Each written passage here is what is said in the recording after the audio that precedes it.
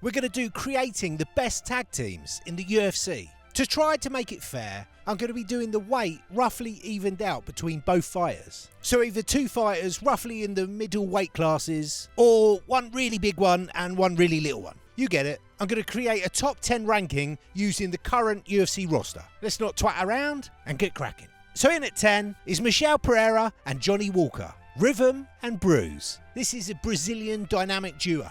A couple of absolute nutcases. The press conferences with these two might be a bit shit with not much English, but in the octagon, it's going to be nothing but fun. Flipping about like Diddy, slipping around on all that lube. I'm all in. Great couple of characters. Rhythm and Bruise. We're done. Next up, at number 9, is the fan favourites. That's right, Guinness and Gravy. It's Ian Ritardo Gary and Paddy Pimblett. The ultimate heel tag team. Both pretty good in the octagon, but their real skill is boiling the blood of the fans with almost everything they say. With these two, the promo and the build-up to the fights is going to be brilliant. And just to seal the deal, walking around for them at all times would be Ian Gary's missus, like one of those WWE tag team managers. Loads of entertainment in the best and worst ways. There you go.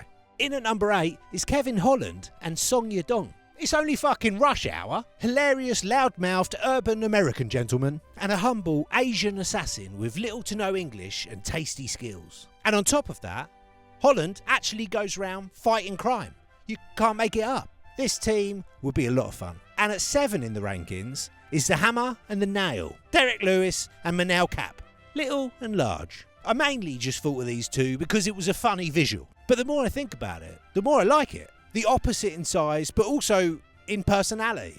Lewis is relaxed and chill, and Manel is waspy as fuck. I know these are tag teams, but in my head, I'm also visualising them sort of fighting in the cage together all at once. More like those crazy Russian setups you get. And I think this tag team in particular is fun to imagine fighting together against another tag team. Next up at 6, some things just go together like they've always been. Burgers and fries, Bilal and decisions, and in this case, Sean Strickland and Bryce Mitchell, fighting as Team America. The team to go to for all your blue-collar needs, guns, beers or conspiracy theories, they got you. Just don't get them started on the government. Then at 5 in the rankings, we got Ryu and Ken. It's Dustin Poirier and Justin Gaethje. What a great team. I can see these guys doing really well. The human wrecking balls, Michael Chandler's fathers, Charles Oliveira's sons. A solid team. And then at 4, everyone's favourites, the People's Champs. We've got Charles Oliveira and Alexander Volkanovski. So much passion, heart and skill. As long as Islam Makhachev isn't involved, I like their chances. Then at number 3 is probably the most aggressive and threatening tag team in this whole rankings. It's Khamzat Chimaev and Sharafudin Magomedov, the Warlords. One of them slick on the feet and the other's elite on the ground. Neither of them would be great to run into down an alley at night. Take my fucking money, dude. Violent intentions, a nasty pair. Number 2 is a bit of a weird one. We've got Samurai and Submission, the Tranquil Terminators. It's Brian Ortega and Yuri Prohaska, the Blades and the Braids. Both got a kooky spiel going on. Both got a direct line to their ancestors. Both also solid fighters. They might both be in a bit of a weird spot at the moment, but fuck it. If not for anything else, just to hear what utter bollocks they start spouting at media day and the press conference. You could just hear it now. They spent 4 days in an ice bath to get in touch with their spirits, and then they've embodied their inner caterpillar to transform into a warrior butterfly. You son of a bitch. I'm in. And the number 1 contenders of the tag team division is Tom Aspinall and Steve Erzek.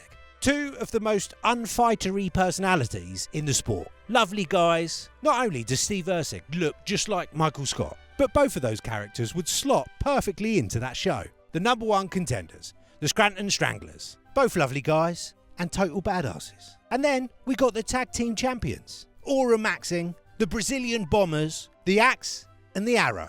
It's Alex Pereira and Jose Aldo.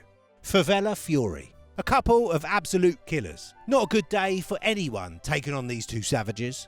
And as you've been so good and made it all the way to here in the video, as a little Brucey bonus, here's a couple of teams I'd create if we were including past UFC fighters that I think would be iconic as fuck. An obvious team that's about as epic as it gets is the 209.